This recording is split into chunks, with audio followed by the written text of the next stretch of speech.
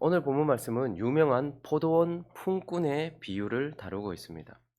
예수님께서 왜 갑자기 이곳에서 비유를 말씀하고 계실까요? 왜 포도원 비유를 여기에 배치를 시키셔서 우리에게 이 말씀을 주고 계실까요? 무엇을 말하고자 함일까요? 우리는 이 포도원 품꾼의 비유를 바르게 해석하기 위해서는 우리가 어제까지 살펴보았던 19장의 내용과 20장이 이어지고 있다는 것을 인식하고서 이 포도원 품꾼의 비유를 해석을 해야 합니다. 어제 우리가 살펴보았던 19장은 십자가로 바짝 다가오신 예수님께서 왜 십자가를 지셔야 하는가에 대한 내용이었잖아요.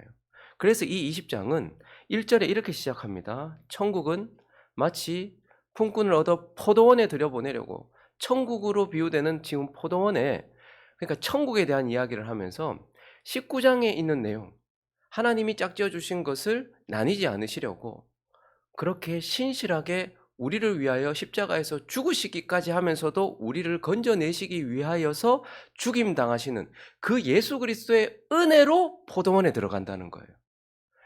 단순히 우리가 천국 간다, 지금 하나님의 백성이 되었다, 이게 아니고 19장에서는 너희가 어떻게 하나님의 백성이 되었는가를 인식시키는 거예요. 그 예수께서 우리를 구원하시기 위하여 십자가를 지시기까지 하면서 천국에 들어간 자들, 그러니까 너희는 은혜로 하나님의 백성이 되었어 라고 말씀하시면서 그런 은혜로 하나님의 백성이 된 자들이 기억해야 될 것을 말하기 위하여서 이 포도원 품꾼을 주셨다는 거예요. 이 비유를 주셨다는 거예요. 그리고 사실 이 19장 말미에 보면 베드로가 질문하고 베드로가 말하는, 베드로의 생각이 드러나는 부분이 있는데, 그 19장의 부분을 한번 보시면 27절부터 보시면요, 예수님께서 정말 음행까지 한 자기의 신부된 우리를 구원하기 위하여서 십자가를 지셔서 우리를 건지신다, 이 이야기를 했어요. 그리고 부자 청년과 이야기가 끝났어요. 그런데 베드로가 이제 이런 이야기를 해요. 이에 베드로가 대답하여 이르되, 보소서, 우리가 모든 것을 버리고 주를 따라 싸운데 그런즉 우리가 무엇을 얻으리까?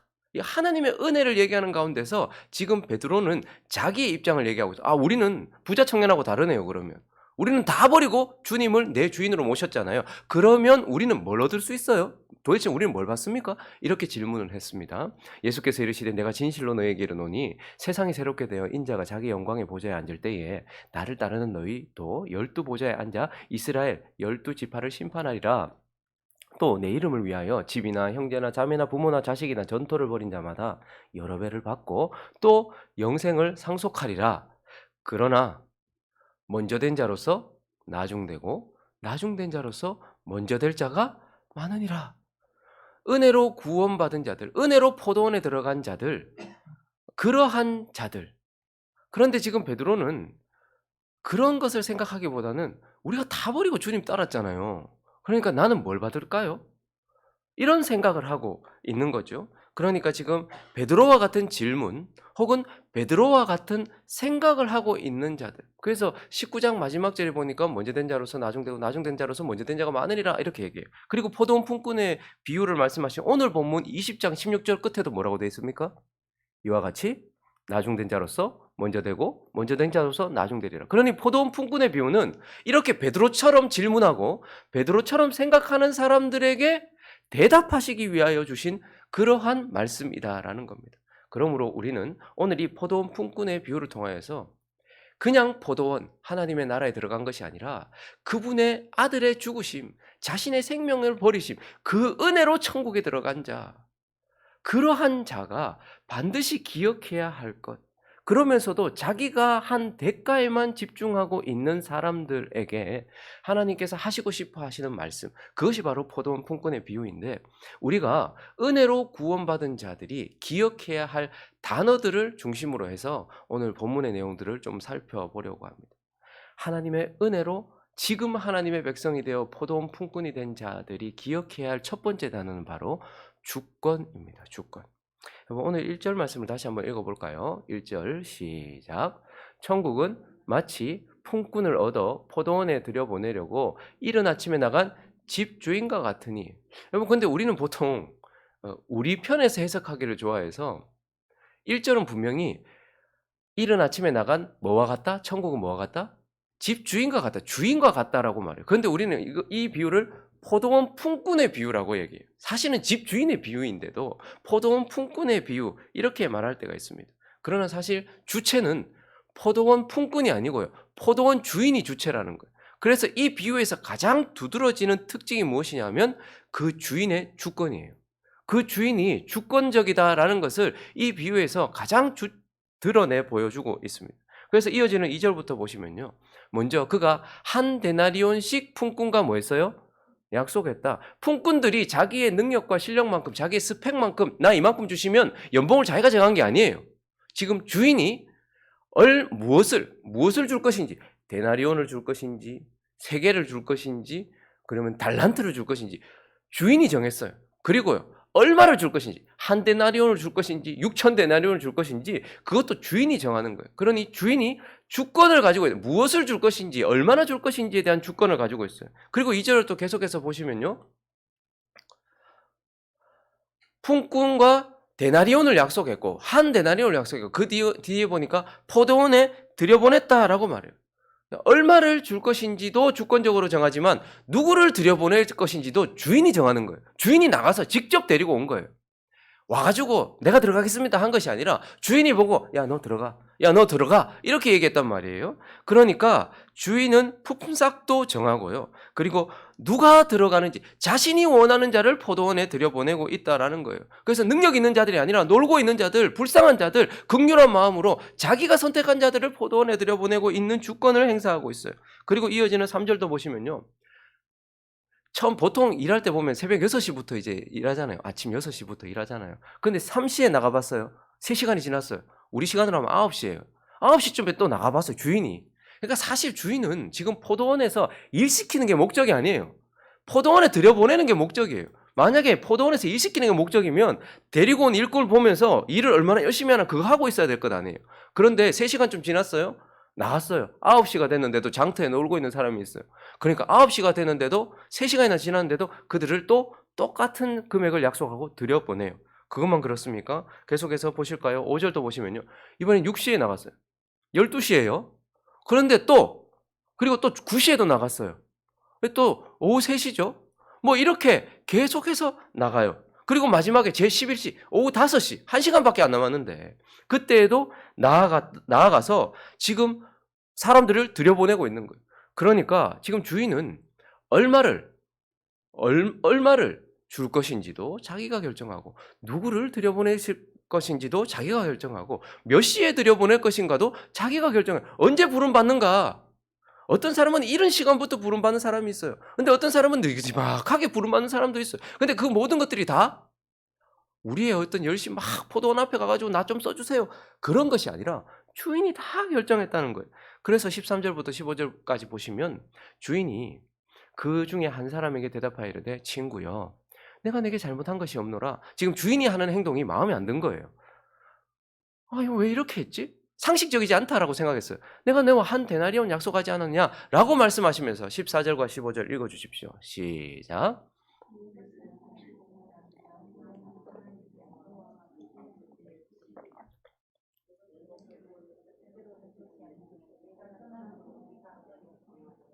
네. 주인이 지금 주장하고 있는 것은 뭐죠? 내 것을 가지고 내 뜻대로 할 것이 아니냐. 그리고 내 뜻대로 했는데 내가 악하게 했느냐? 오히려 선하게 했지 않느냐. 그러니 선한 내 뜻대로 한 것, 그것이 무엇이 잘못이며 나는 내 것을 가지고 선한 나의 뜻대로 행하고 있어 라고 말하면서 이 포도원 품꾼의 비유에서 가장 중요한 것은 주인이 자신의 선하신 뜻대로 자신의 선한 뜻대로 행동하고 있는 주권적인 자다라고 말하고 있는 거예요. 그래서 우리가 기억해야 될 것, 그분의 은혜로 천국 백성이 된 우리가 기억해야 될 것은 우리가 포도원에 들어가는 구원을 얻는 것이나 포도원에서 일하는 것이나 그러니까 상급, 구원과 상급은 다 하나님의 주권에 달려 있다라는 것을 기억해야 합니다. 구원도 우리의 열심으로 받은 것이 아니고요. 상급의 크기도 저는 분명히 하나님께서 우리가 어떻게 일했는가를 아시고 거기에 따라서 상급을 주실 것이라고 믿어요. 성경은 그렇게 말해요. 그러나 우리 편에서는요. 구원은 하나님의 주권적인 뜻이지만 상급은 내가 한 일의 결과요 보상이라고 생각해서는 결코 안 된다는 거예요. 우리가 받게 될 상급도 그분이 결정하시고 그분이 주시는 거예요. 사도 바울은 사도 바울의 상급이 있을 거예요. 사도 베드로는 사도 베드로의 상급이 있을 것이고, 목회자는 목회자의 상급이 있을 것이고, 장로는 장로의 상급이 있을 것이고, 권사는 권사의 상급이 있을 것이며, 성도는 성도의 상급이 있을 것이라는 말이에요. 그렇기 때문에 구원과 상급, 이 모든 것들까지 다 그분이 결정하신다라는 것을 기억해야 한다. 은혜로 구원받은 자들은 이것을, 주권이라는 단어를 결코 잊어서는 안 된다. 포도원 품꾼으로 있는 한 주권이라는 단어를 잊어서는 안 된다라고 이 비유가 말씀해주고 있는 거예요. 그리고 두 번째, 이 비유를 통해서 은혜로 구원받아 지금 포도원에 들어가 있는 자들이 기억해야 될 또 두 번째 단어는 바로 은혜라는 거예요. 저 단어. 너무 많이 써서 이제는 우리에게 희석되어져 버린, 그 의미가 희석되어져 버린 저 단어를 잊어서는 안 된다라는 거예요. 주권이라는 단어를 먼저 항상 우리는 인식해야 되지만, 그러나 그 주권적인 분이 선한 뜻대로 자신의 주권을 행사하셨고 우리에게는 은혜로 일하셨다, 우리에게는 은혜를 주셨다라는 것을 기억해야 돼요. 8절부터 보시면요, 이른 아침부터 나가가지고 포도원 품꾼이 되었어요. 포도원에 들어가 있었어요. 얼마나 큰 은혜입니까? 그런데 저물었어요. 먼저 된 자가 저물었어요. 그런데 주인이 청지기에게 이르되 품꾼을 불러서 나중 온 자로부터 시작해서 먼저 온 자까지 삭스를 주라. 그러니까 기대했겠죠. 와, 이제 1시간 일한 자부터 차등 지급이 이루어지겠구나라고 생각을 했어요. 그랬는데 11시, 그러니까 5시에 와서 겨우 1시간 정도 일했어요. 온 자들이 와서 한 데나리온 받는 거예요. 와! 한 데나리온 봐라? 그렇게 생각을 했는데 10절에 보니까 먼저 온 자들이 와서 더 받을 줄 알아요. 누구나 다 이렇게 생각 안 하겠습니까? 나는 아침 6시부터 와서 일했으니 그들도 근데 한 데나리온 받는 거예요. 근데 그 순간 처음 들어올 때는 들어온 것만 해도 은혜였고, 그리고 이 한 데나리온 자체에 만족했단 말이에요. 한 데나리온 줄게 올래? 네, 하고 왔었어요. 근데 한 데나리온 받았는데 어떻게 됐어요? 11절을 보니까 받은 후 집주인을 어떻게 했다고 말합니까? 원망했다. 그래서 12절에 보니까 나중 온 이 사람들이 1시간밖에 일하지 아니하였거늘 이들은 종일 일하고 수고한 견데 우리가 똑같이 원망이 확 쌓여 있더라라고 이렇게 말하고 있어요. 그런데 이들이 지금 원망하고 있는 이유가 뭐예요? 아니, 아침 일찍부터 일꾼이 되어서 하루 종일 일하고 그리고 약속한 것을 받았는데 원망하고 있는 이유가 뭐예요? 이 모든 것들이 은혜요. 그들이 지금 은혜를 받았다라는 것을 잊어버리는 그 순간. 은혜를 잊어버렸기 때문에, 은혜라는 것을 잊어버렸기 때문에 이제 당연하게 생각하게 되었고, 지금 내가 보상을 받아야 된다라고 생각했기 때문에 은혜를 잊어버렸기 때문에 그들이 원망했다라는 거예요. 어떤 은혜를 잊어버렸습니까? 2절부터 한번 확인해 볼까요? 그들은 먼저 그가 하루 한 데나리온씩 품꾼과 약속하여 포도원에 어떻게 했어요? 들여보냈다. 그들은 원래 일할 수 있었던 사람들도 아니었고 원래 일꾼도 아니었어요. 그런데 포도원에 포도원, 천국을 상징하고 하나님 나라를 상징하는 포도원에 들어갔다는 것 자체가 은혜잖아요. 자기 실력으로 들어가는 것도 아니잖아요. 우리가 하나님의 백성이 되었다, 이거 은혜잖아요. 그런데 천국 백성이 되었다라는 그 근본적인 은혜를 잊어버린 거예요. 그리고 7절을 보시니까요, 이러되 우리를 품꾼으로 쓰는 이가 없습니다. 니 왜 여기서 놀고 있냐는 거예요. 보잘것없어 보였겠죠. 그러니까 그들은 늘 놀고 있었어요.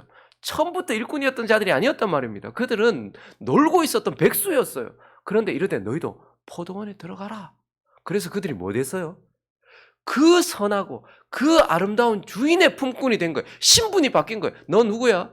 아, 나 저 포도원 주인의 일꾼이야 라고 신분이 완전히 바뀌어버린, 그의 종이 되었다는 그러한 은혜를 잊어버린 거예요. 저와 여러분이 예수 그리스도의 종이 되었어요. 이것이 얼마나 큰 은혜입니까? 어떤 사람은요, 자기가 삼성 다니는 걸 엄청나게, 어떤 사람은 자기가 유명한 병원의 의사라는 것을 엄청나게, 또 어떤 사람은 유명한 사람 밑에서 그분을 모신다는 것을 엄청나게 그렇게 자랑스럽게 생각하더라고요. 근데 우리는요, 우리가 뭐라고? 예수의 종이 되었단 말입니다. 우리가 그분의 종이 되었다라는 그 은혜, 그걸 그들이 잊어버렸다라는 거.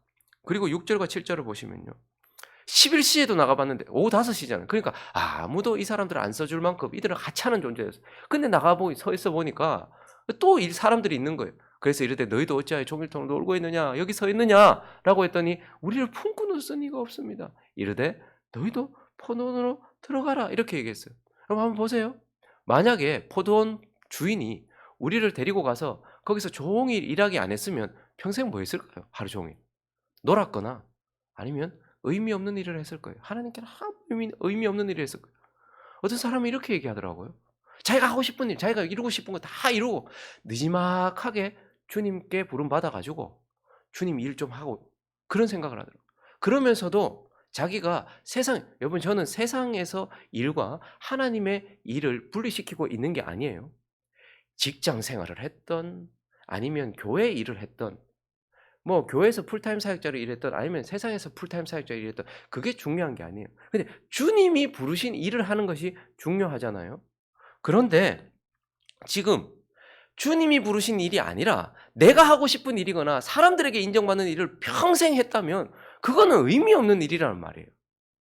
내가 아무리 사람들이 알아주는 일을 했다 할지라도 그게 중요한 것이 아니라 주님이 알아주시는 일을 하는 것이 중요하잖아요. 그런데 그냥 있었으면 어쩌면 바벨탑이나 쌓고 이집트에서 그냥 그 람세스나 쌓고 뭐 이런 그런 삶을 살았을 텐데 그런데 하나님께서 우리를 부르셔서 의미 있는 일을 했단 말이에요. 그런데 그걸 수고라고 생각하는 거예요. 이건 내가 정말 수고했다 이렇게 생각한 은혜를 잊어버린 거예요. 우리가 주님 앞에 부름받았어. 주님이 하라 하신 일을 한 것. 그건 정말 의미 없는 일을 하다가 평생 보낼 우리 인생이 의미 있는 일을 하게 하신 은혜라는 말. 근데 그걸 잊어버렸다라고 말해요. 그리고 9절을 한번 보십시오. 9절을 보니까 제11시에 온 자들이 와서 한 데나리씩 받았다. 그러니까 9절 한 시간 일한 사람도 한 데나리온 받았고 13절에 보니까 주인이 그중 한 사람이 오랫동안 일한 사람이나 그렇지 않은 사람이나 똑같이 한 데나리온을 줬단 말이에요. 그러니까 친구요 부드럽게 얘기하십니다. 내가 네게 잘못한 게 있냐? 아니 네하고 내가 얼마 약속했는데 내가 약속한 거 줬지 않느냐? 주님은 분명히 우리가 일한 것에 대한 상급에 차등을 주실 거예요. 그러나 이 비유는 주님께서 다 똑같이 상급 주실 것이라는 말씀을 하는 게 아니에요. 주권이 그분에게 있다는 것을 말씀하시는 것이죠. 그러나 분명히 우리가 기억해야 될 것이 있습니다. 바울이 하나님과 약속한 상급을 분명히 받을 거예요. 우리도 우리가 수고한 만큼의 상급을 분명히 받을 거예요. 그러니까 여기에 있는 모든 사람들이 다 상급을 받았다라는 것에 초점을 맞춰요. 약속한 것을 얻었다. 이것도 은혜예요. 내가 수고한 노력의 결과, 대가, 보상이 아니고 이것도 은혜란 말입니다. 그리고 마지막 12절에 보시면 나중 온 이 사람들이 1시간밖에 일하지 아니하였거늘 그들을 종일 수고하며 더위를 견디는 우리가 갖게 하였나이다. 여러분 갖게 했습니까? 1시간 일한 사람과 종일 수고한 사람이 같습니까? 뭐가 사실 달라요? 종일 수고한 사람은 종일 주인의 포도원에서 종일 주인과 함께 있었어요. 주인과 교제했어요. 그러니 1시간 주인과 함께 했던 사람하고는 추억이 달라요. 하루 종일 주인 옆에서 주인을 바라봤고 주인의 포도원에서 일했어요. 일찌감치 부름을 받아서 주의 일을 하며 주님과 함께하고 주님의 말씀 듣고 이랬던 우리는 그만큼의 추억이 있는 거예요. 느지막하게 와서 저희 할머니가 93세에 부름을 받으셨잖아요. 그리고 딱 7년 사시고 100세에 가셨단 말이에요. 저는 할머니보다 훨씬 짧은 삶을 살지만 할머니보다 훨씬 주님과의 추억이 많아요. 그분은 딱 7년 그것도 교회에 헌신하거나 뭘 하지도 못했어요. 그저 마지막에 아버지라고 부르고 돌아가셨어요. 똑같은 값진 구원을 받았지만 할머니보다 나는 막 할머니보다 훨씬 일도 많이 하고 막 생고생하고 이렇게 생각합니까? 저는 천국 가면 주님과의 추억이 훨씬 많아요. 할머니하고는 달라요.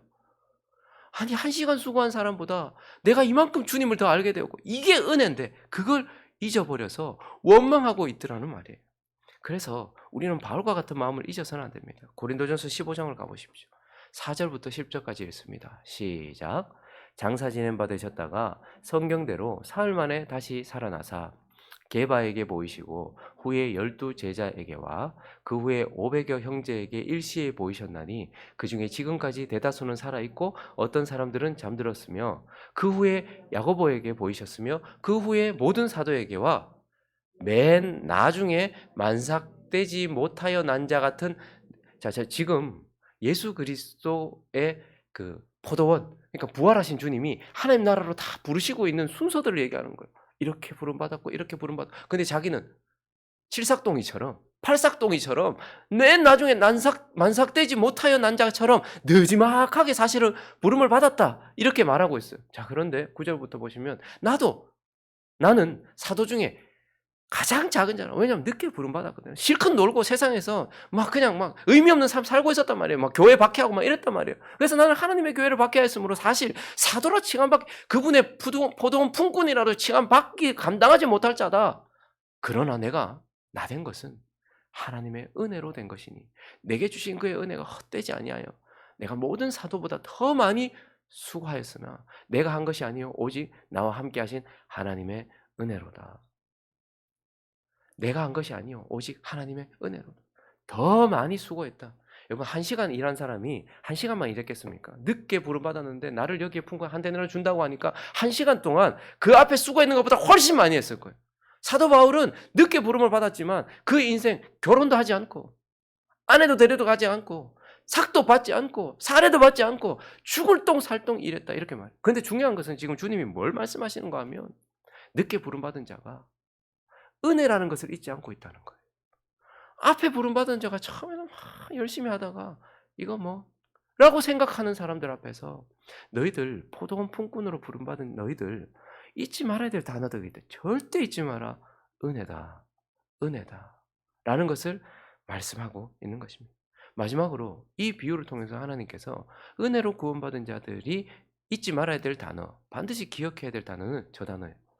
경계. 여러분, 주님이 지금 19장 30절을 보시면요.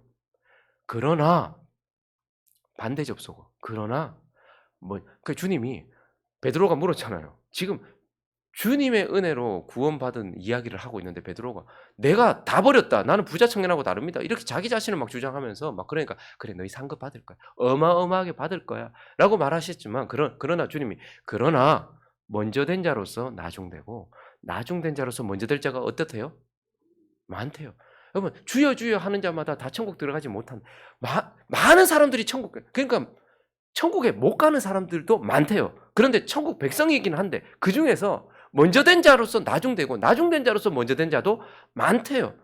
오늘 보면 마지막 절도 19장 20장 16절도 보시면 이와 같이 나중된 자로서 먼저 되고 먼저 된 자로서 나중될 것이다 이렇게 말씀하세요. 그러니까 지금 주님이 뭐라고 말씀하시는가 하면 베드로처럼 혹은 자기를 주장하는 처럼 이런 사람들이 많아질 거야. 많을 거야. 라고 이렇게 말하면서 너도 예외는 아닐 거야. 은혜 잊어버리고 하나님의 주권 잊어버리고 그냥 그런 사람들이 많을 거야 라고 이렇게 말씀하시는 거예요. 그럼 우리 뭐 해야 될까요? 나 까딱 잘못하면 은혜 잊어버리고 주권이라는 것도 잊어버리겠구나.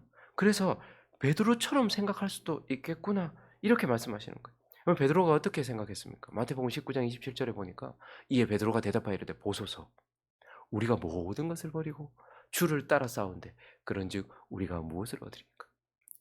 구원도 상급도 주님의 행위에 의하여서 우리에게 주어지는 은혜지 나의 행위에 의해서 얻어지는 보상이 아니에요. 그런데 베드로는 자신이 무엇을 버렸는가? 주님이 버리신 대가지불에 관심이 있는 것이 아니라 내가 어떤 대가지불을 했는지 주님 앞에 그것을 생각하고 있었고 그래서 이걸 보상이라고 생각하고 있었단 말입니다.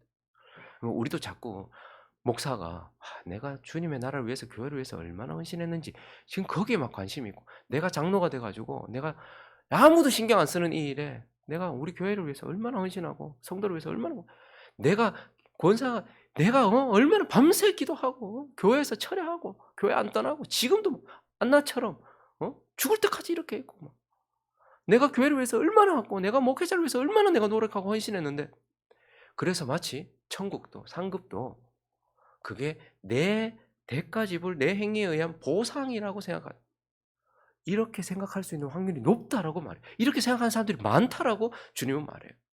근데 너희 행위가 아니고 주님의 행위 너희 대가지불이 아니라 주님의 대가지불 그래서 보상이 아니라 은혜라고 이걸 잃어버릴 사람이 많다라고 말씀하고 있는 거예요. 그래서 12절부터 15절 오늘 본문 말씀도 보시면 나중은 이 사람들은 1시간밖에 일하지 아니하였거든 그들을 종일 수고하고 더위를 우리 자신이 더위를 견뎠고 수고했다. 여기에 초점이 맞춰져 있어요. 그래서 주인이 그 중에 한 사람에게 대답해서 이르되 친구야 내가 네게 잘못한 것이 없노라. 내가 너와 한 데나리온 약속하지 않느냐. 내가 뭐 약속한 거 안 준 것도 아니고 내가 내한테 은혜를 줬지 않느냐.